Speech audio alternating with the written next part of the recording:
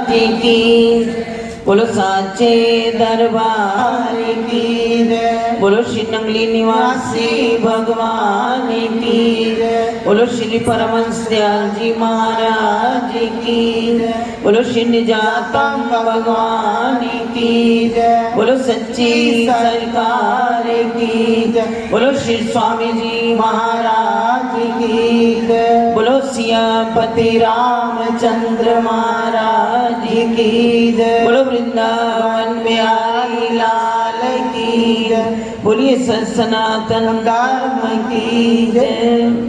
धन्यवाद। अभी आप बड़े सुंदर सुंदर भजनों के द्वारा अपने हृदय को आनंदित कर रहे थे, क्योंकि ये वेला कैसी है, खुशियों की वेला है।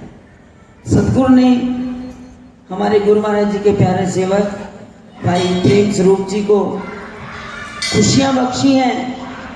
आज के इस सत्संग का आयोजन भाई प्रेम जी के सुपुत्र अभिषेक जी की शादी के उपलक्ष्य में इस सत्संग का आयोजन हो रहा है। और कहते ना, कोई भी शुभ कार्य करो, जैसा हमारे महापुरुषों ने भी बताया, विद्वत जनों ने बताया कि जब भी कोई शुभ कार्य करें घर में गृहस्थी, तो वो पहले अपने गुरुदेव का आह्वान करते हैं। अब ये कहा ना, आह्वान करते हैं। आह्वान मतलब निमंत्रण देना।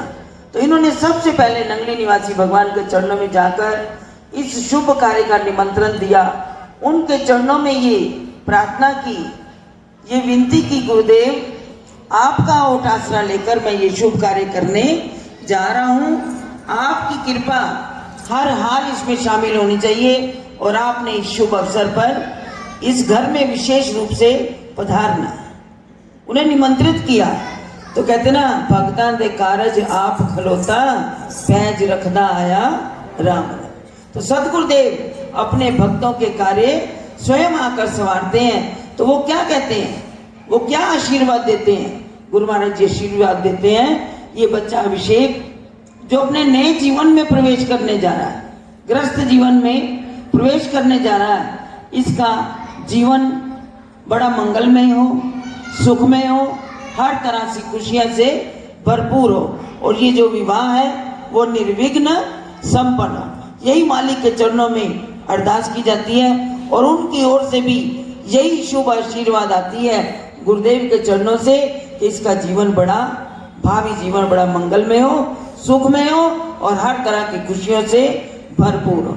यही मालिक देते हैं। लेकिन अभी बात चली कि नाचना भी जरूरी है, क्योंकि कहते हैं ना, जब घर में मंगल कार्य, तो जहाँ सदगुरु का सत्संग हो, तो हम क्या भजन बोलते हैं, सतगुरु से मिलने का सत्संग ही बहाना है।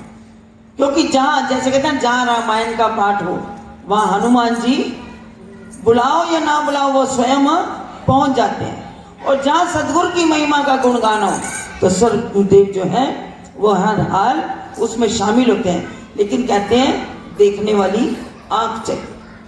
हमारे पास वो दृष्टि नहीं है कि हम सदगुरु को पहचान सकें।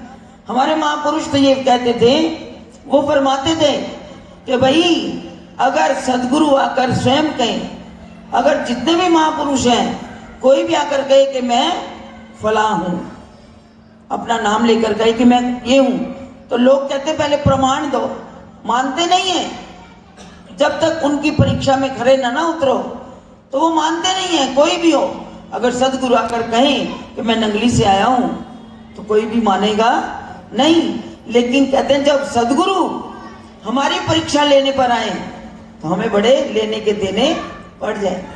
हम उनकी परीक्षा लेते हैं या वाकई आप सदगुरु हैं, लेकिन कहते हैं इस परीक्षा में हमें सदगुरु ना ही खड़ा करे तो अच्छी बात है। तो भाई आज मंगल बेला है, खुशियों में सभी नाच गा रहे हैं। तो उन्होंने कहा सत्संग भी बड़ा, इतना सब कुछ सामान बना, अगर कोई खाने वाला नहीं होगा तो फिर फायदा क्या हुआ उस सेवा करने का। तो संतों ने इस मार्ग को बड़ा आसान कर दिया। क्या कि केवल भजन करने से ही नहीं, अगर तुम सेवा कर लोगे ना तो तुम्हारा दुगना कल्याण होगा।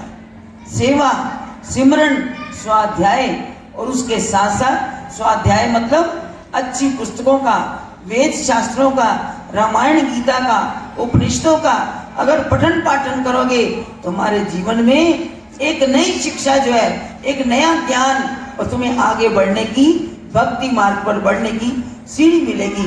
तुम आगे बढ़ते चले जाओगे और तुम्हारा मन, कहते ना, हमारा जीवन भजन करके कहाँ जाता है? हमारा भजन जीवन करके ऊंचाइयों की ओर जाता है।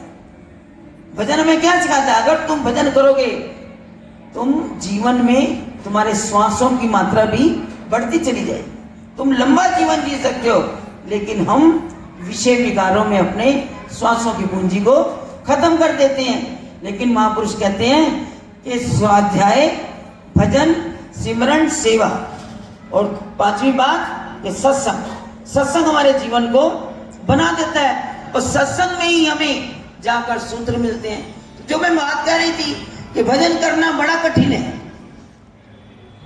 जब संतों ने आश्रम में उसारी लगाई तो एक ब्राह्मण कहने लगा, मेरे पास कोई काम नहीं है, आज कोई रोटी भी नहीं देता, कहीं किसी द्वार पे भी चले जाओ तो चलो मैं भी मेहनत कर लगता, मजदूरी कर लेता हूं। जब वो संतों के आश्रम में गया कि मुझे दिहाड़ी मजदूर रख लो,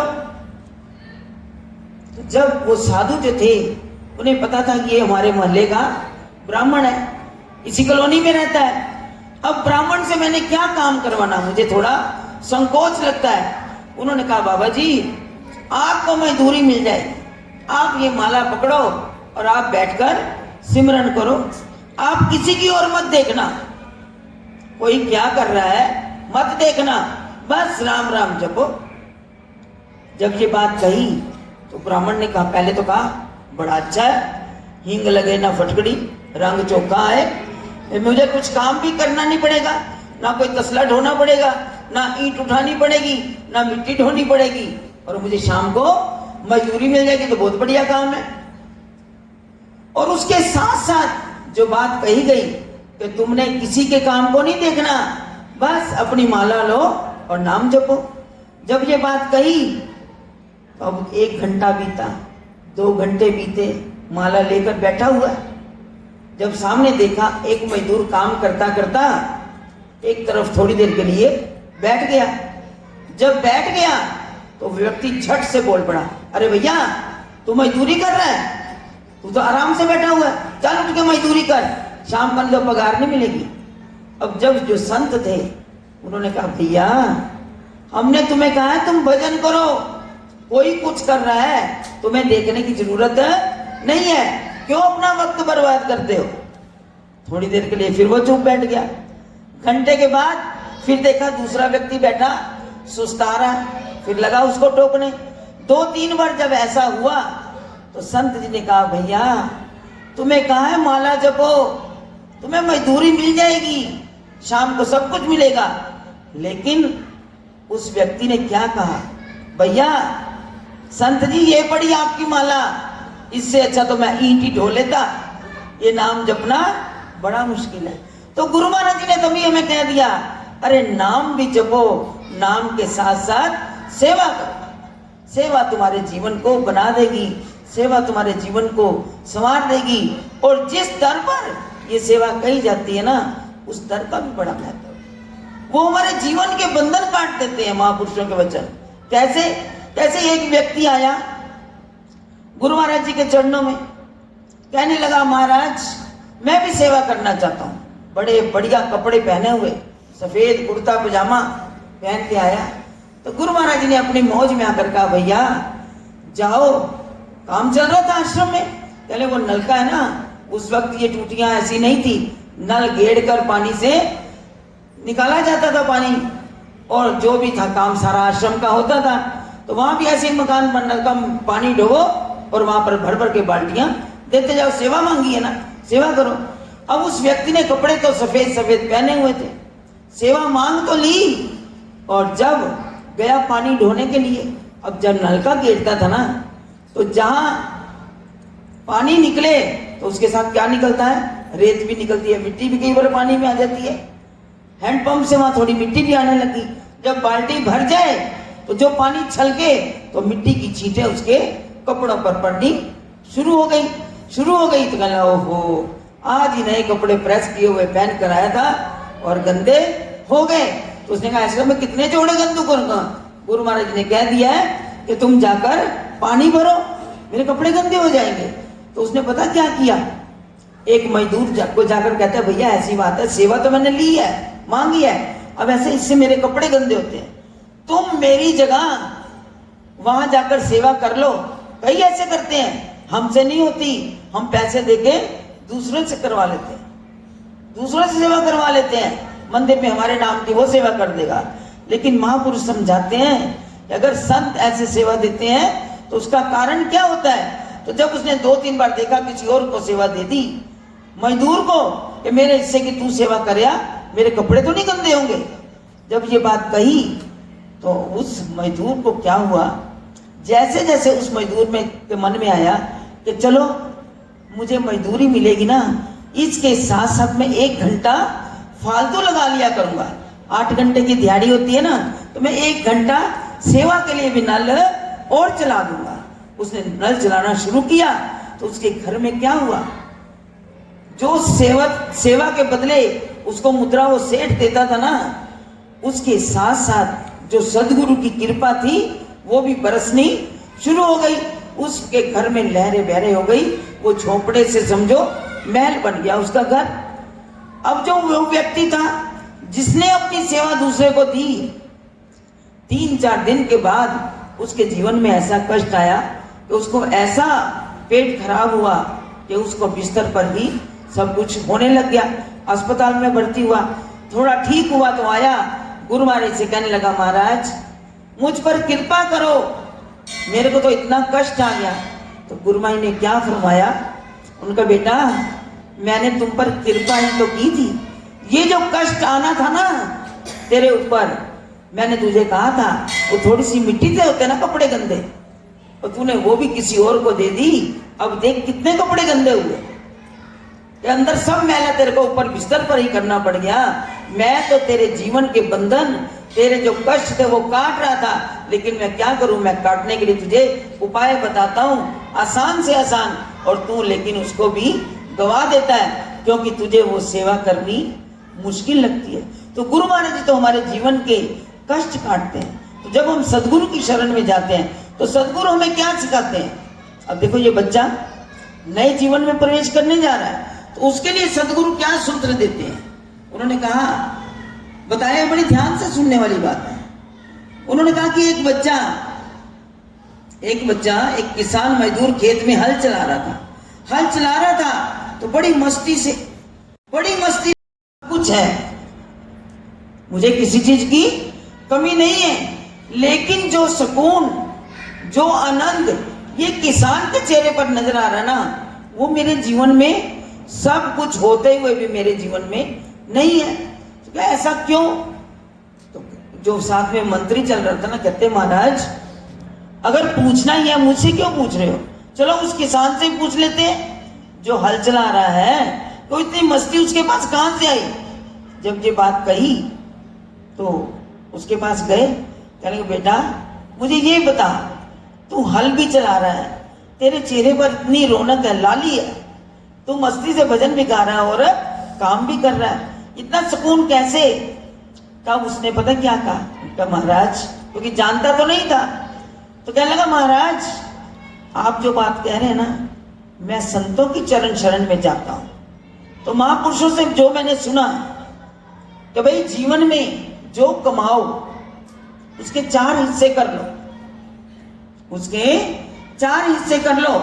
अगर तुम दिन में 1 रुपया कमाते हो तो उसमें पता क्या करो, 4 आने जो है वो अपने माता पिता के नाम के उनके अर्पण कर दो, क्योंकि जिन्होंने तुम्हें जन्म दिया, इस हल चलाने के योग्य बनाया, उनकी सेवा में 4 आने समर्पित कर दो। दूसरे 4 आने तुम्हारा परिवार है, तुम्हारे बाल बच्चे हैं, तुम उनके लिए उनको दे दो, उनमें खर्च करो। कहते अगले 4 आने तुम अपने धर्म के कामों में लगाओ, मंदिर मस्जिद गुरुद्वारा जहां भी हो वहां जाकर उसे तुम समर्पित करो, और बाकी के 4 आने वो दीन दुखियों की सेवा में लगा दो। उसके बाद मेरे पास कुछ नहीं बचता, रात को मैं बड़े आराम से हाथ सराहने रख के सोता हूं। तो गुरु महाराज जी ने हमें ये सिखाया है कि नाम वाले सुखाले रहने दे। तो इसलिए मुझे किसी बात की चिंता नहीं है। मेरे माता पिता की भी सेवा हो जाती है, मेरा परिवार भी बड़े ढंग से पल रहा है, और मैं मंदिर में भी अपनी सेवा कराता हूँ। और जो दीन दुखियों की सेवा करता हूँ ना, जो मेरे गुरुदेव ने मुझे बताया, भाई ये तुम्हारा आगे का खजाना है। इस लोक में भी तुम सुखी रहोगे और परलोक में भी तुम्हारी हर तरह से तुम्हारी सुरक्षा होगी और वो भी तुम्हारा सुंदर बन जाएगा। तो ये संदेश किसके लिए? ये संदेश किसके लिए है? अगर हम माया जोड़ेंगे तो माया अलमारियों में ही पड़ी रहेगी।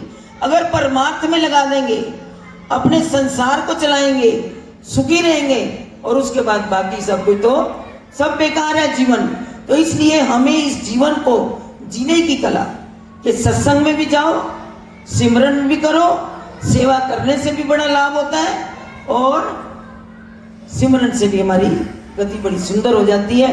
तो इसलिए गुरु महाराज जी हमें हर तरह से जीने का ढंग बताते हैं। तो हम गुरु महाराज जी की चरण शरण में लगे हैं। तो इन बच्चों के लिए जो अपने नए जीवन में प्रवेश कर रहे हैं, माता पिता की खूब सेवा करें। ये नहीं कि नए जीवन में गए तो हम बाकी के रंग ढंग भूल जाएं, नहीं। हमें गुरु महाराज जी ये प्रेरणा देते हैं कि इस संसार को चलाने के लिए एक एक गुण को धारण करते जाएं, जीवन में नम्रता भी रखें, जीवन में हर एक का स्वागत करना सीखें, जीवन में हर एक से प्यार करना सीखें, बड़ों का आदर सत्कार करना सीखें। तो ये जीवन जीने से, जैसे भगवान राम ने अपना जीवन जिया, जैसे कृष्ण ने जीवन जिया, दुनिया के उपकार के लिए अपने जीवन को लगा देते हैं, ऐसे कहते तुम भी अपने जीवन को अगर चलाओगे तो सदगुरु की कृपा सदा बरसती रहेगी। तो इस परिवार, जिस घर में ये खुशियां आई हैं, ये बड़ा गुरुमुख परिवार है। गुरु महाराज जी की अपार कृपा है, और गुरु महाराज जी के इशारे के बिना, क्योंकि इनके दिलों के भाव हमें पता है कि गुरु के हुक्म के बगैर एक पत्ता भी नहीं हिलता। ये गुरु की सेवा में सदा समर्पित हैं। गुरु घर के बच्चे हैं और इनके माता पिता भी गुरु घर के अनुयायी थे। उन्होंने बड़े अच्छे संस्कार इन लोगों को दिए, और आज देखो गुरु महाराज जी की रहमत से ये परिवार फल फूल रहा है, गुरु महाराज की कृपा बनी हुई है। तो ये जो बच्चा, मैं फिर से यही कहूँगी, ये अपने नए जीवन में प्रवेश कर रहा है, तो गुरु महाराज जी हर तरह की रहमतों की बरसात इस बच्चे की झोलियों में डालें, और इसका भावी जीवन बड़ा मंगलमय हो, बड़ा सुंदर हो, बड़ा सुखद हो, और हमेशा समृद्ध रहे। ये जीवन की ऊंचाइयों को छुए, कभी कभी किसी चीज की कमी जीवन में ना आए। तो इसी के साथ मैं आज इस परिवार को इस शुभ विवाह की बहुत बहुत बधाई मुबारकबाद देती हूँ, और गुरु माई के चरणों में ये प्रार्थना करूंगी इस बच्चे का जीवन सदा सुखी रहे और गुरु माई की कृपा बनी रहे। इन्हीं शब्दों के साथ मैं वाणी को विराम दूंगी। तो भाई, अब संत जो है कहते ना, शादी हो तो बधाइयाँ भी होनी चाहिए, घोड़ियाँ भी होनी चाहिए। तो इसलिए एक एक घोड़ी बोली जाएगी और उसके बाद बधाई दी जाएगी। तो बड़े प्यार के साथ आप भी अब आनंद लेंगे। अभी तक जिसके पैर नहीं उठे ना, भाई जी तो बोल रहे थे ना कि सतगुरु आए हैं, तो हम तो कहेंगे अभिषेक की शादी की किस किस को खुशी है, हाथ खड़े करो जरा, किस किस को खुशी है। तो भाई उसके पैर भी उठने चाहिए, हैं?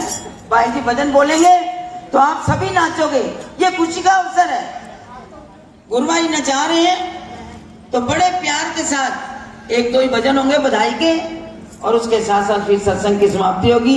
तो बड़े प्यार के साथ हम आज खुशियों से ये दिन मना रहे हैं, नाच गाकर।